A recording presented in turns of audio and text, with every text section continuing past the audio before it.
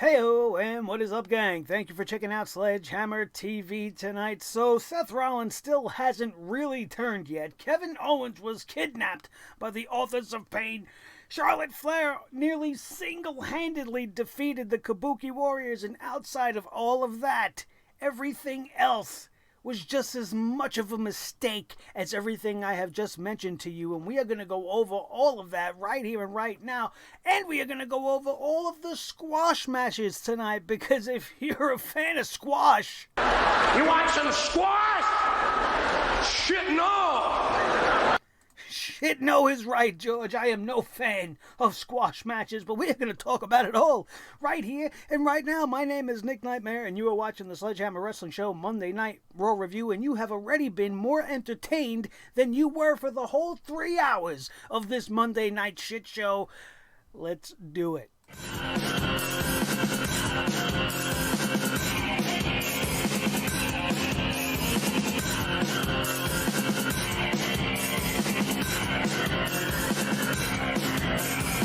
Sledgehammer Wrestling Show.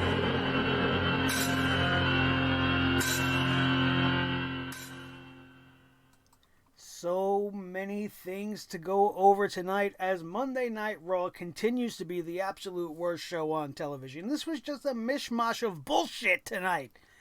It's the standard MO of Monday Night Raw. They probably showed up, had absolutely nothing planned, so they just threw together all of this stuff, kind of loosely basing it off of some of the things we've seen happen at the Survivor Series, and it's supposed to pass as a show? You got the Viking Warriors in squash matches, wrestling two freaking guys that nobody gives a shit about. Why are they wrestling squash matches again?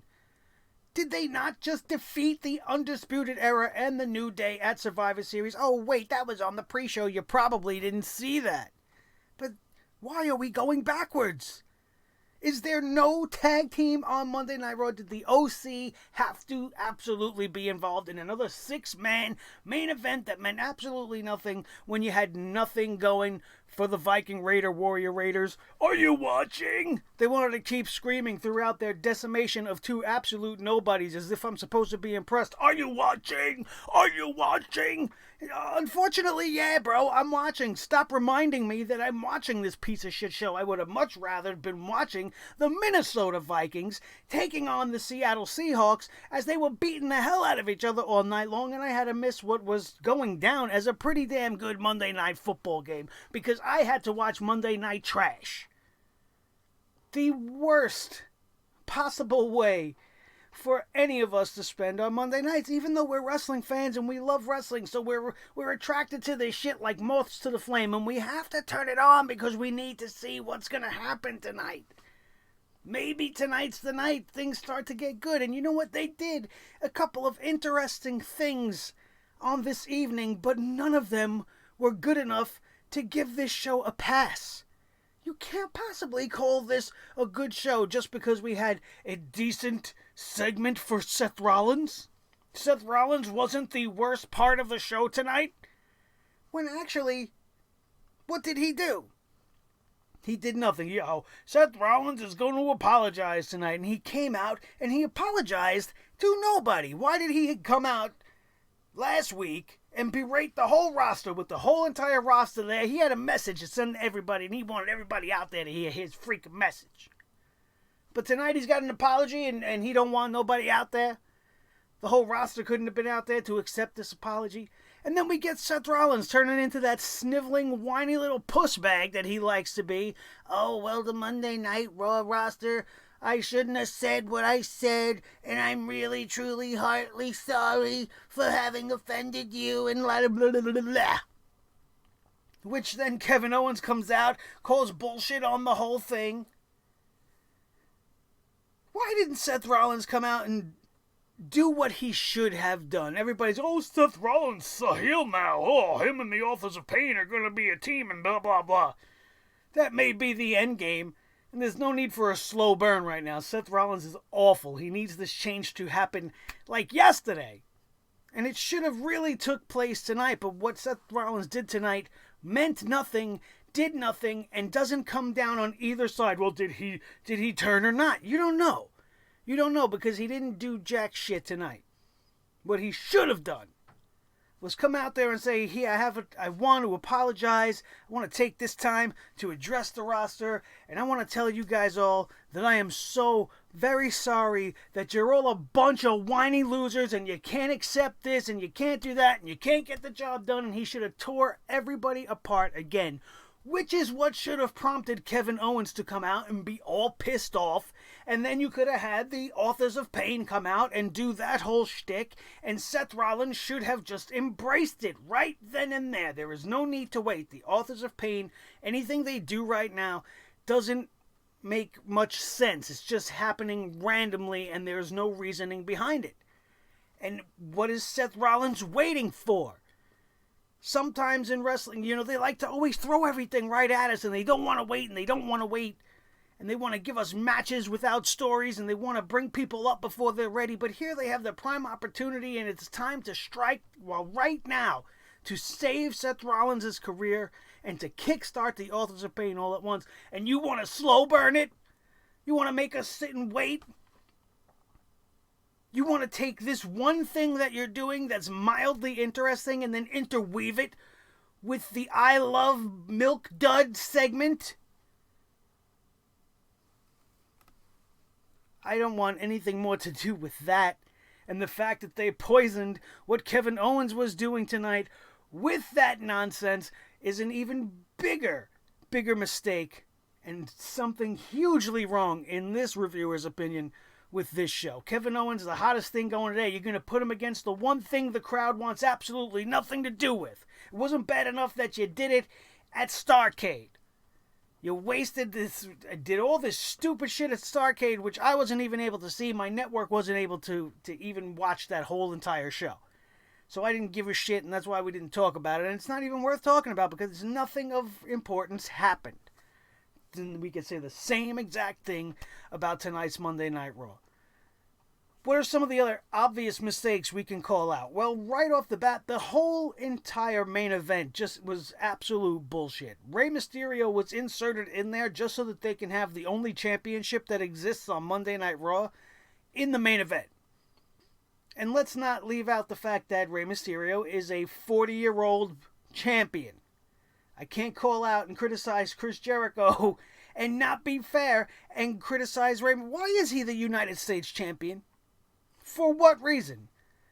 If you're thinking about it, Brock Lesnar being away with the WWE Championship means the United States Championship is the number one title on the brand for each show that we are getting to see that Brock Lesnar is not a part of it. And it is around the waist of another 40-year-old veteran just to keep him happy. Just to keep him maybe from going somewhere else when his contract is up. There's no other reason for it. And now he's in the main event of Monday Night Raw. In another meaningless six-man that all was made because AJ Styles wants to get his hands on Randy Orton. So AJ Styles, that's all he wanted tonight. He should be wanting his United States Championship back. That should be priority number one. And Randy Orton should definitely be in his sights. And he is. And the one thing that they did right was put AJ Styles in the direction of Randy Orton. Why AJ Styles and the OC have to talk the way they talk, though, is just don't speak in your own little secret codes to each other. Uncle Alan is apparently really pissed off about everything that's going on. Who's Uncle Alan? Who's Uncle Alan? And then you got Carl Anderson asking AJ Styles if he feels okay, and AJ Styles needs to bring out his inner Rick Grimes. No, I'm not okay, Carl. He's just missing the 10-gallon hat on his head and a little sheriff's badge. Almost felt like I was watching The Walking Dead for a second. Carl! The shit these guys say is just... It's not funny. It's not funny, and it's just cringy. And it makes me dislike AJ Styles. And I love AJ Styles. Don't make me hate AJ Styles. Don't speak so much. If you got nothing good to say. And I don't know if it's them or if this is what they're being given to say by the trash bags that work at WWE Creative. And the nonsense we have to hear on this night. The shit that they write for these people.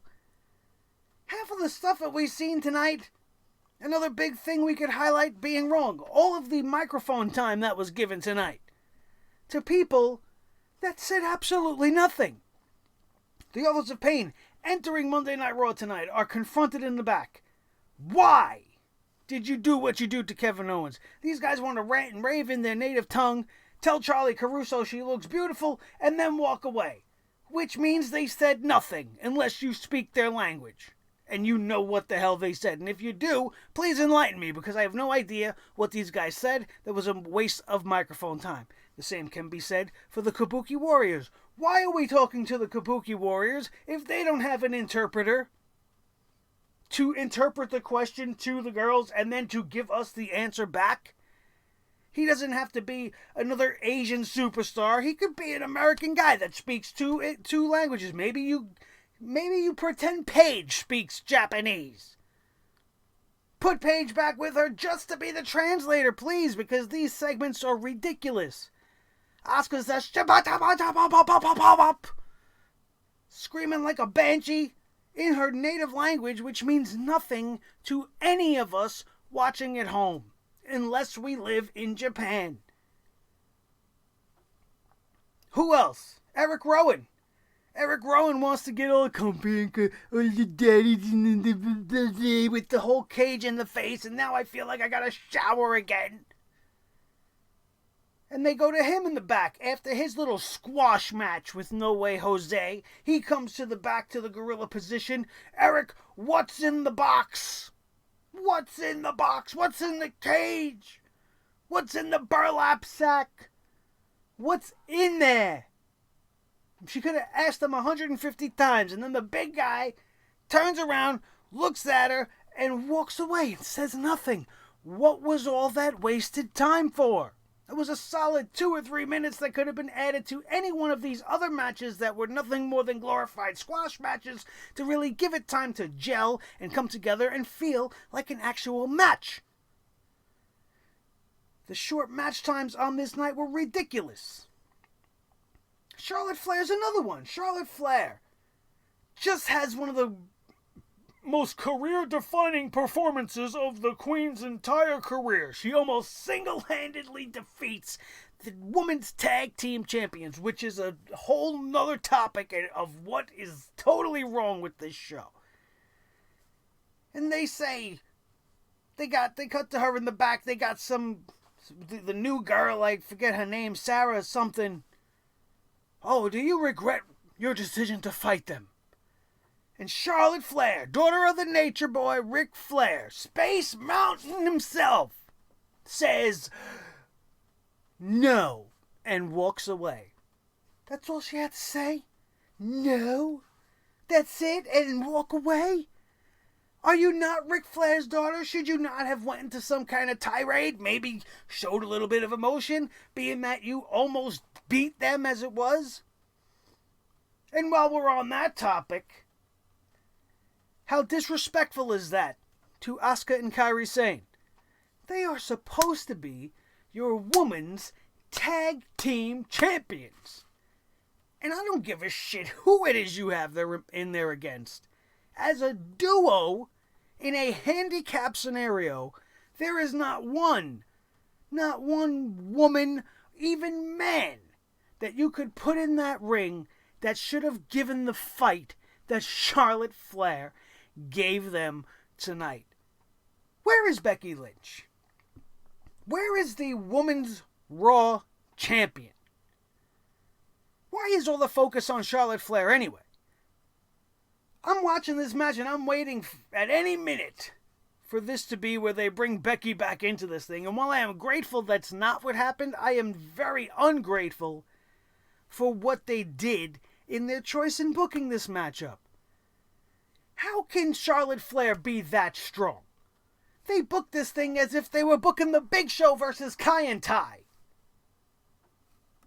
Or pick any big man versus any tag team in the world. Andre the Giant versus the Hardy Boys. That's what I felt like I was watching. Charlotte Flair is the friggin' Terminator of the women's division. She would not die. She was taking so much abuse and so much offense from the Kabuki Warriors that it was just unfathomable, the length of that match. It was unbelievable how she just kept coming back, truly taking her place and proving what we say about Charlotte all the time, that she is the Roman Reigns of the women's division. What other superstar do you see or recall seeing a double spear being executed by? That's not something very commonly done. That wasn't something done by Bill Goldberg in WCW. No, only one other person ever took out two people with one spear. Maybe Edge might have done it, maybe. But who does that? Roman does that. Now Charlotte does it, apparently. This whole show is a mess. And the Nashville, Tennessee crowd was into it. And they were all over it. But I'm not into it. The only thing I was all over was the fact that I wanted to give this whole entire show a big old poop hammer. I'm not even going to divvy it down to one segment. This show deserves a poop hammer for the whole entire thing. And you, my friends, deserve a poop hammer as well. Now that my pictures are not working, I don't know why that is, but I was going to throw up the Poop Hammer t-shirt ad, which for some reason is not working, and I don't care, because you guys know the deal. You want a Poop Hammer t-shirt, you want a Sledgehammer TV wrestling logo t-shirt, you go to bonfire.com/store/sledgehammer-tv. I will leave a link in the comments section and also in the description down below. Go check them out. I'll try to get it up and running before the end of the show, but I'm not going to sit here futzing with it and wasting your time. Quick plug there, and now let's just get on with the rest of the show, because this Poop Hammer version of Monday Night Raw was not good. It was not good at all. How many squash matches did we see tonight? Eric Young came out there in his hometown to do the hometown jobber spot. You knew he wasn't going to win. He's in there versus Andrade Cien Almas. He puts on a very good match because the guy is fantastic. If you remember him from Sanity, if your brain remembers all those years ago when Sanity was around and was actually awesome, you know the value that Eric Young has. You see what he could do in a matchup with Andrade like he did tonight, and you have to wonder why he's not been used over the last 2 years on the main roster. And the only thing I can hope good comes out of this is, even though he lost to Andrade, he's the type of a character with a charisma that can do something special based off of losing. He could maybe snap. Maybe he goes off the deep end. Maybe he becomes a lovable loser like he used to be back in TNA. Maybe he just can't get the win, but you give him the microphone and you give him time to get the fans to once the fans get to know Eric Young and see what he's all about, whether he's insanity or whether he's something else, they're going to embrace him because he's that good. And he deserves the opportunity, but instead, they go to his hometown, they give him a match so that he could look up at the lights to Andrade Cien Almas, and we will probably never see him again. No way, Jose. Hey, ho, hey, ho, say, whoa, hey. You know how we feel about Jose and the Conga Morons. They are absolutely useless, and they proved their uselessness tonight by going out there and being absolutely squashed in a matchup with Alistair Black for absolute... I'm sorry, not Alistair Black. Doesn't even matter. No Way Jose was squashed. Do you care? Does it matter? Is it going to change his career trajectory? No. It doesn't make a difference. Akira Tozawa. That was a great match that he had with Drew McIntyre. It wasn't your typical squash match, so to speak, because Akira Tozawa got a lot of great offense in.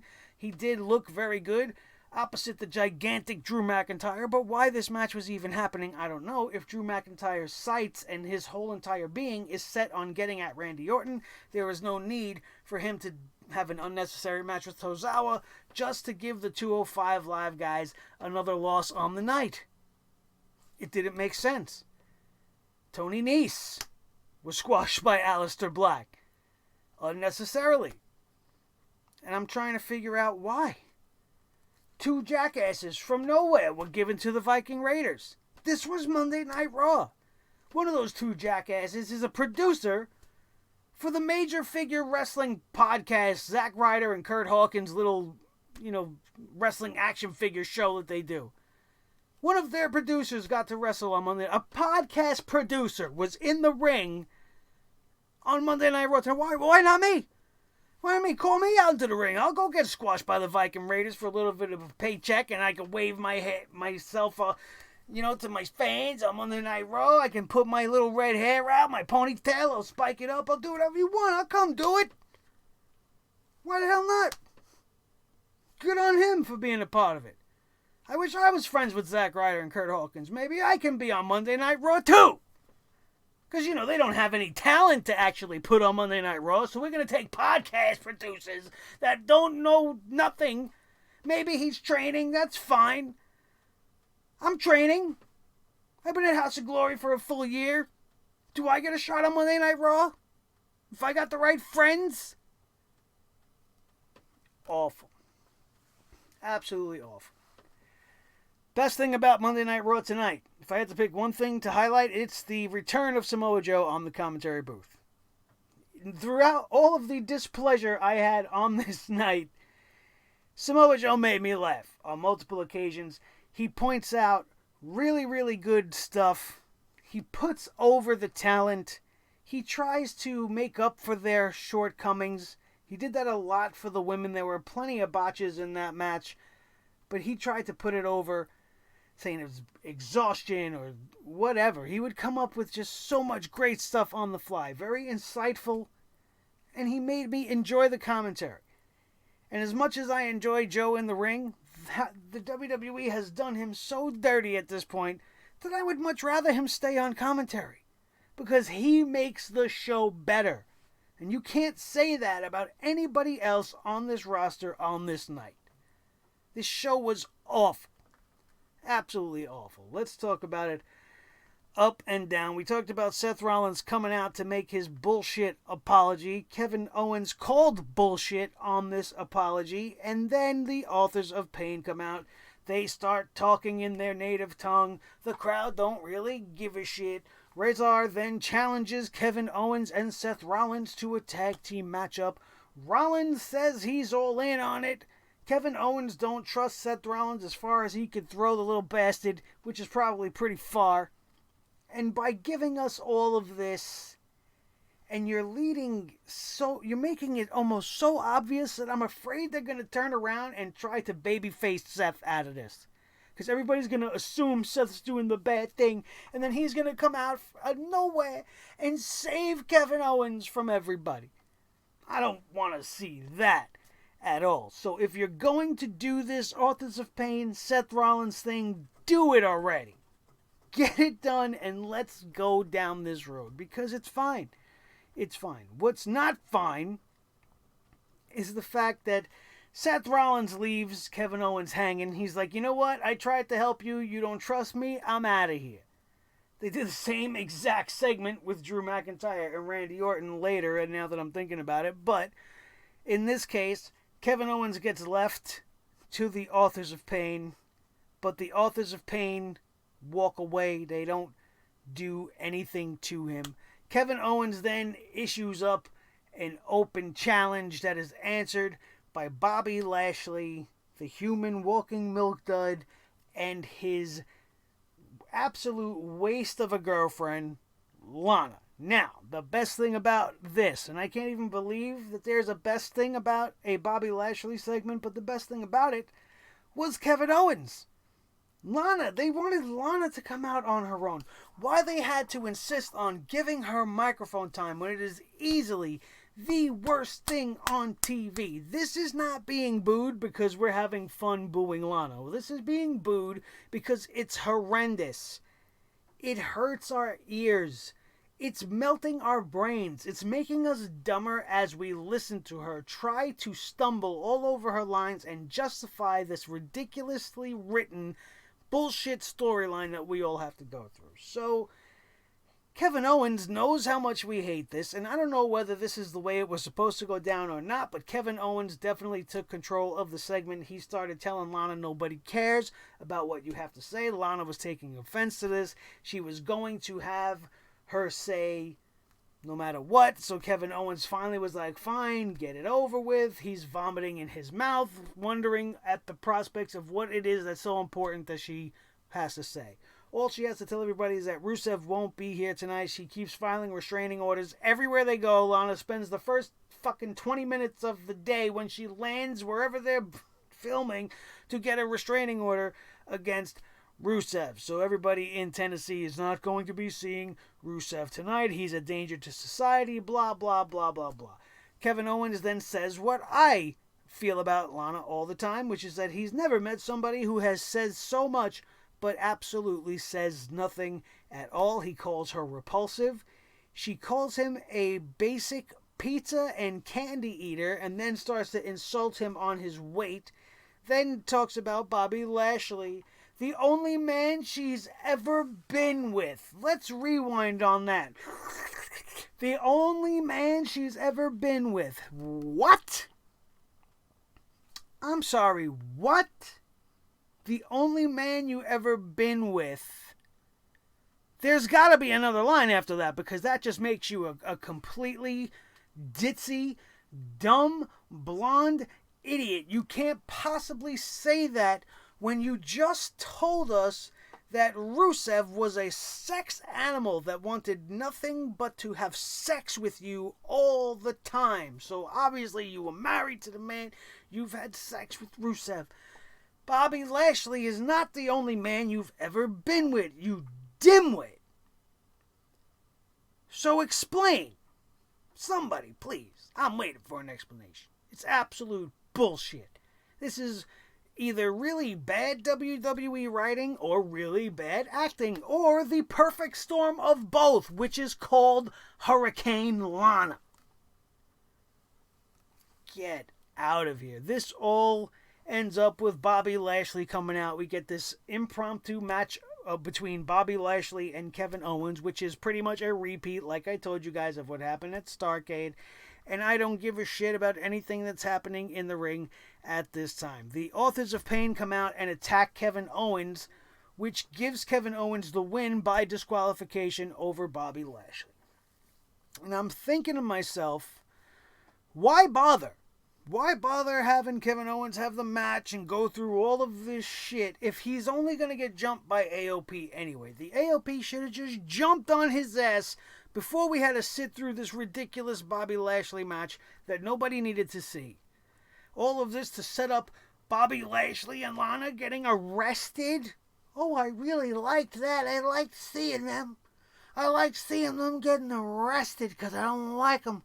But now I like the segment. No, you don't. No, you don't. Don't be fooled by their bullshit comeuppance. Bobby Lashley and Lana hire personal private detectives to protect her from the incoming threat of Rusev. Rusev hits the ring. These two clowns did nothing. And this was by design. But I'm sitting here going, if I paid these two jerk-offs to protect my ass, and the guy that they're supposed to be protecting me from is attacking me, I am going to dismember them. That's just me. But this is what actually happens. Rusev gets at Bobby Lashley. Finally, it all gets settled down. Rusev runs away, being victorious. Bobby Lashley's pissed at his private dicks, and he bumps one of them. Now, I don't know if can you be arrested for shoulder bumping a police officer? Somebody out there, I know it's contact, right? But it's really just like he was walking by and he bumped him. I know it was intentional, but you might think I'm nitpicking, but seriously, it was just a shoulder bump. What would have been so bad that he got arrested? First of all, you hung his ass out to dry after he hired you. So if he gave you a little nudge, so what? Lana slapping the other guy in the face, that's a full-on offense. You assaulted a police officer, you dumbass. Bobby Lashley didn't really assault the other guy. So for what reason were they really was he at least initially being arrested for? A shoulder bump? You couldn't have made him tackle the guy, do something worthy of getting arrested. Maybe clothesline the other motherfucker. And then the guy can get Bobby Lashley in handcuffs. Maybe bring down some extra wanted help so that Bobby Lashley don't look like he just got his ass handed to him by two schlubs. You know, use your brain. Do interesting things. Allow things to make sense.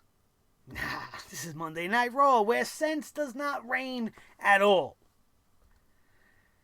After this matchup is over... we talked about it. After the matchup was over, we had Lashley being arrested with Lana. Who cares? Let's move on. We come back to the show. We see a video from the commercial break where Lana continued to scream from the back of the police car, like, why are we wasting more TV time on this? Absolutely overkill. I mean, this was over 30 minutes, easily 30 solid minutes dedicated to Lashley, with most of it being redirected at Lana at one way or another. Who cares? Drew McIntyre versus Akira Tozawa. This was a shorter match than it should have been. It was impressive for Tozawa to go as hard and as well as he did with Drew McIntyre. They had seemingly some good chemistry, and this was mildly entertaining, but it was essentially a squash match. Akira Tozawa gets the loss unnecessarily. For Drew McIntyre to stand tall after the win and start going off on Randy Orton. And he wants to tell Randy Orton how he has a problem with Randy Orton. Randy Orton comes out to oblige, as Randy Orton normally would. These guys are standing face to face. Drew McIntyre says he's good with complaining on social media. He starts taking shots at Randy Orton. And Randy Orton's like, listen, I don't know why you got a problem with me, but if you want a problem with me, I'll give you a problem with me. And I'm on Randy's side with this 100%. I know that there was some sort of an altercation between these two guys, but does this really warrant a feud? The last time I checked, AJ Styles was the one on the roster that has the absolute most reason to hate Randy Orton. Why are we diverting his attention to Drew McIntyre? And then the OC actually come out. And I'm like, okay, I'm trying to think how they would think. I'm expecting we are going to see probably Gallows and Anderson versus McIntyre and Randy Orton. Maybe they're going to turn Drew McIntyre into a babyface, being that we have too many heels roaming around and not enough people to fight them. And a great way to do that would be to put him beside Randy Orton, and he can fight the OC, and AJ Styles will watch on the outside and be the reason why Randy Orton and Drew McIntyre lose to Luke Gallows and Carl Anderson, which is what would extenuate the feud, giving you a reason for Drew McIntyre's involvement, and you can go on and build from there. That's not at all what happened. That's what should have happened, but that's not at all what happened. Instead, we got one of the craziest segments to turn out from this that you could even imagine. We got the OC talking about Uncle Al being disappointed, and I don't give a shit about Uncle Al. We got AJ Styles calling Carl Anderson like he's Rick Grimes from The Walking Dead, and then we get a beatdown because Drew McIntyre decides to leave Randy Orton. He said, you know what, this is your deal. I'm going to go do my deal, which is exactly, like I said, what Seth Rollins did in the opening segment, so we had a repeat segment here. And then Randy Orton gets his ass beat by the OC, which prompts run-ins by Ricochet and Humberto Carrillo. And now I'm thinking, well, here it comes, the Teddy Long special, 6-man tag. At the end of the night, we are going to have Ricochet, we are going to have Carrillo, and we are going to have Randy Orton, and they are going to take on the OC. And at the very least, AJ Styles will get his hands on Randy Orton because that was his one and only reason for being there tonight.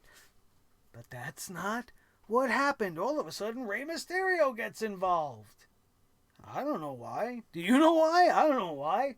AJ Styles wasn't talking about Rey Mysterio. He didn't have his attention on the United States Championship. He wants Randy Orton. But tonight he's going to get Rey Mysterio because that makes all the sense. Absolutely worthless. This whole thing just broke down, and I was so disinterested going forward from here.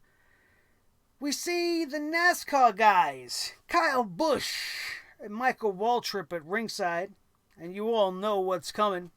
Oh, look, it's time for the hey, look at me, I'm a clown, I don't give a shit, 24/7 avocado toast, golden plated championship catastrophe segment of the night. This happened a little bit later on, but we might as well just get it over with. Kyle Busch is now your 24/7 champion. Kyle Busch beats R-Truth in the middle of the arena. Michael Waltrip decides he's going to do a little sexy dance, right? And he's going to pull his zipper down and he's going to show the world he's got a referee shirt. And he's going to pin R-Truth. He's going to make the 3 count on R-Truth and give the championship to Kyle Busch. How does this make sense? Can you just be a referee? Can I go buy a referee shirt right now and just be standing around waiting for somebody to pin R-Truth and I could make the 3 count and then that would be official? Or did this guy go to the Performance Center for the weekend and get, officially certified as a WWE referee? Not that I care about the sanctity of the 24/7 look at me, I'm a clown championship. But come on. How does that title change even make sense? Michael Waltrip stripping in the front row. Monday Night Raw. Sure, that's not really what he thought he signed on for. We had a segment in the back with Randy Orton and the guys that bailed him out. And they're looking for some sort of gratitude or something. And Randy Orton is not the type of guy that does that. And that's exactly what he did. He says he appreciates the help, but he wants to make it very clear that he did not need them out there tonight, which clearly wasn't the case as the numbers were taking their toll on Randy Orton. Tony Nese versus Alistair Black. And I'm wondering, when did Tony Nese knock on Alistair Black's door? Don't you think if they're establishing this as this guy's gimmick, wouldn't it have been interesting for him to be sitting in the back, saying nothing? You don't have to sit there snarling and growling and barking like a dog. He could have said literally nothing, and then knock, knock, knock. He goes and opens the door. There's Tony Nese going, hey, listen, I heard you've been looking for a fight. I'll fight you since you don't want to fight Buddy Murphy yet. And there you go. Boom. Match is made. But instead, we're all waiting for Alistair Black and Buddy Murphy to be a thing, or to have a segment, or to bump into each other again backstage, or to establish a match in the future at some point, or, build that story in some way. And instead we just get a random Tony Nese versus Alistair Black match, which was way too short. They had to cut to Buddy Murphy watching awkwardly in the back a couple of times, so that it makes sense when we cut to him at the end and he says a stupid promo. Tony Nese loses to Alistair Black. Jerry the King Lawler wanted to call the Black Mass Kick Black Magic. Jerry the King Lawler is stuck back in the 70s. It ain't Black Magic Woman by Santana, my brother. It is the Black Mass Kick.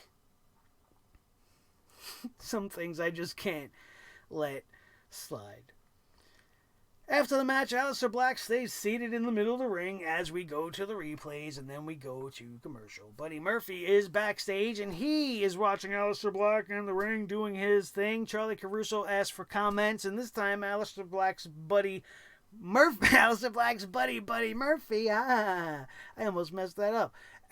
Buddy Murphy wants to actually say something. At least he has something to say, right? So he starts speaking words, but he just kind of keeps repeating himself, saying that Alistair Black's a hothead. He's a hothead. He needs to calm down. And if he doesn't want to calm down, I'm gonna be the one to make him calm down. Calm down, down, to Shit Town, which is also known as Monday Night Raw Town. Calm down. Who writes this shit?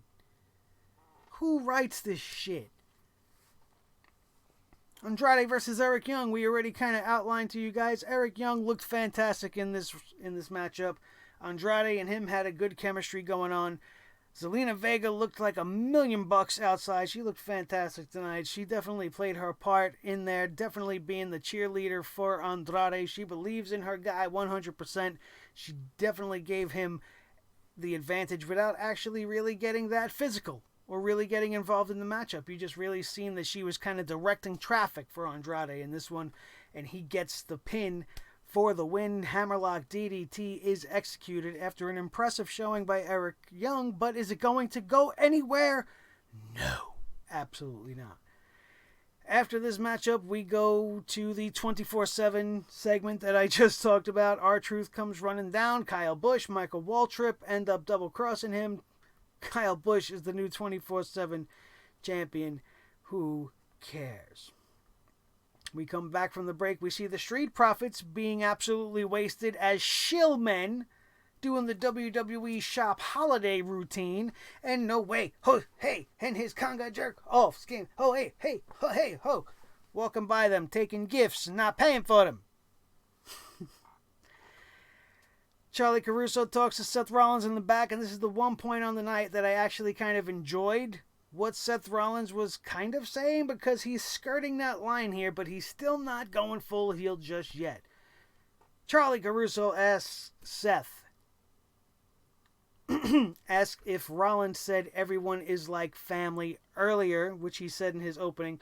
Why would he not help Kevin Owens during the AOP attack? Rollins yells something about Owens refusing to help him earlier. He says people are questioning the sincerity of his apology. Rollins says, what do you really want? What do you really want, Chuck? Felt like I was watching the Charlie Brown Christmas special for a second. He says he's damned if he does, he's damned if he doesn't. What's the point? It's always his fault. It's a no-win situation. Everyone's a critic, but not everyone has the guts to be a leader. So you could see him almost breaking and like kind of cracking here, but they just won't let him go full out. And I don't know what the freak they're waiting for. We get Eric Rowan looking in his little cage, and then he has his squash match with No Way Jose. Eric Rowan beating him rather quickly. Nobody cares. He chases the conga line away at one point. I guess this was supposed to be intimidating or frightening, or some sort of emotion was supposed to be coming out of us, but all I felt was like I needed to hit the snooze button to wake my ass up on my alarm clock, because I was falling asleep. Absolute waste of everybody's time. Eric Rowan wins this waste of a match. He exits the ring. He goes out. He stops, salutes himself on the cage.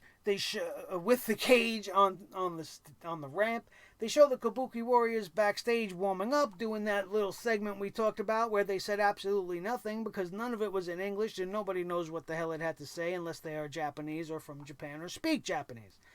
And then Eric Rowan is in the back when we come back from commercial, and he's sitting there, and that's when they pester him about what's in the cage, but Sarah Schreiber gets no answer, and Eric Rowan stares her with daggers in his eyes and then walks off.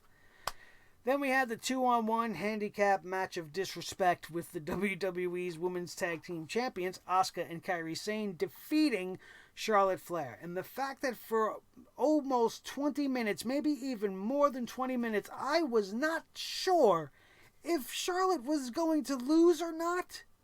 And there were moments in this matchup that I thought they were going to allow this girl to beat the champions. It was just terrible.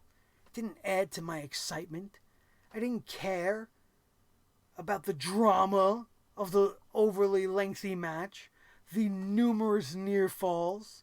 There is no way she should have lasted that long. Asuka was the NXT Women's Champion for almost 500 plus days. She was undefeated for over 900 days. Ever since she's been on the main roster, they have never treated her like that.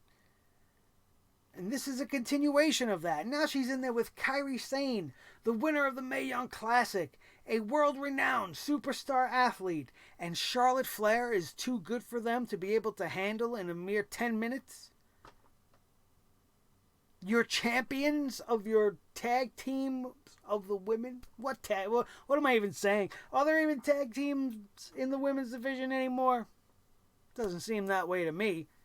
Why are we getting 2-on-1 handicap matches versus Charlotte Flair? Just to set up Charlotte and Becky versus the Kabuki Warriors again? I don't want to see that. and I don't know where they're going to go from here, and I definitely am not interested at all. We see the Viking Raider Warrior Raiders backstage.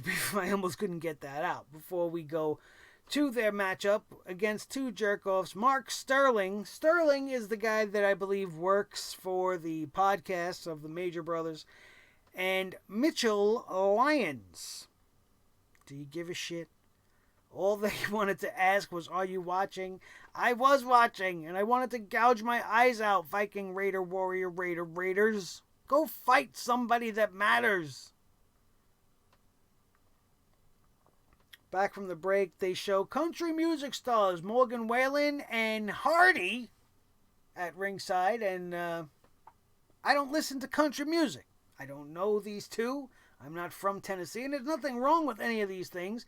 But the fact that they are not like nationwide celebrities and that they are not known to a guy like me in New York probably means they are not that big of a deal. Because I do appreciate some good country music. I'm a big fan of Garth Brooks.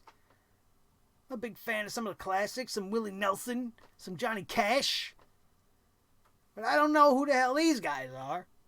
So showing them smacking the hell out of each other in the front row of Monday Night Raw was kind of stupid to me. And I think the one guy was pretty pissed about it. I was waiting for some sort of retaliation. I don't know who hit who, but I felt like I was watching Laurel and Hardy for a second.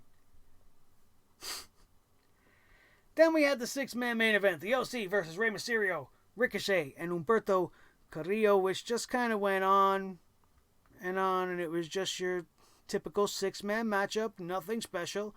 AJ Styles counters in the middle of a Hurricane Rana, and then follows up with a Super Styles Clash on Ricochet from the second rope to get the pin for the win here. After the match, AJ Styles is celebrating, and what does he get for his trouble? An RKO out of nowhere, and this was my favorite moment of the night. Not because Randy Orton got something on AJ Styles, not because they moved forward on an actual storyline nugget that they've placed, but because Monday Night Raw was now over.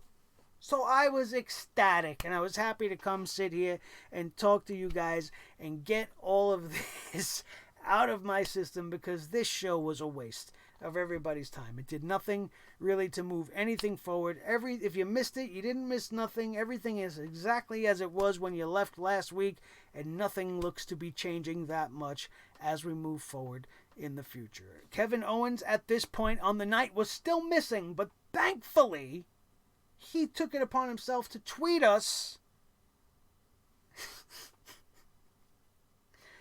and let us know that he escaped. And that's all he wrote. He said, hey guys, I escaped.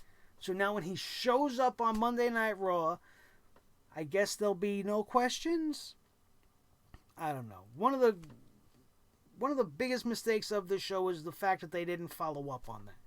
The Authors of Pain dragging Kevin Owens away, and them not showing anything more of that for the rest of the night, and also coincidentally not showing that much more of Seth Rollins other than a little interview, makes it a little bit too obvious to me that that's actually what they're going to do. But I'm hoping that they do it more and sooner rather than later. There was no point really to any of this show, and that is that. Thank you guys, as always, for being with me tonight. That was your Monday Night Raw review, the first Raw review of the month of December, as 2019 is winding itself down, and you can get yourself some Sledgehammer TV merchandise as I try to get this picture to open up once again. Bear with me 1 second while I get myself this thing going on here. Hang on, and it's not working. You heard the little boom, which means it's not. There we go. Hallelujah. Thank you guys for indulging me. There they are, available right now. The Sledgehammer TV t-shirt, available in red, blue, yellow, orange, and black. Also the Poop Hammer t-shirt, available right now. Bonfire.com/store/sledgehammer-TV. Right now, it'll be in the links in the comments. Go get them before they're gone. I think you still have a couple of more days. I think it's till December 7th. You can order them and still probably have them in time to gift them out for Christmas. Go check it out right now. Thank you guys so much for your continued love and support of this channel. And without you guys, this is no fun for me. So make sure you guys leave your comments down in the comment section below. I want to know what you guys thought about tonight's piece of shit show. How do you feel about what I felt about tonight's piece of shit show? You could also smash that thumbs up if you enjoyed anything that I had to say tonight. And then you could become one of the over 2,000 strong that know when you want your professional wrestling reviews full of fun and good times and lots of entertainment and some real heavy opinions and your own opinions, which are welcome as well. Sledgehammer TV is the place to be. My name is Nick Nightmare. This is the team. Thor the Sledgehammer, the official Sledgehammer of the Sledgehammer Wrestling Show. His tag team partner, the World Heavyweight Champion of all the microphones in all the world, Mr. Blue the Snowball Microphone. The most important member of the team, as always, is each and every one of you. So make sure you hit that subscribe button right now and become a Sledgehead of the Sledgehammer Army and join the fight against rotten television like Monday Night Raw right now. Don't forget to check out everything else on the channel, from the SmackDown Live review all the way to Survivor Series and AEW Full Gear and beyond. We have so much stuff on the channel with a whole lot more coming your way. So make sure you stay notified so that you don't miss a thing as we continue to bring the hammer down on the world of professional wrestling like nobody else. That, my friends, is going to do it, and we are out of here, and we will see you next time right here on your new favorite wrestling show, the Sledgehammer Wrestling Show, only on Sledgehammer TV, right here on YouTube.com. You want some squash? Shit, no!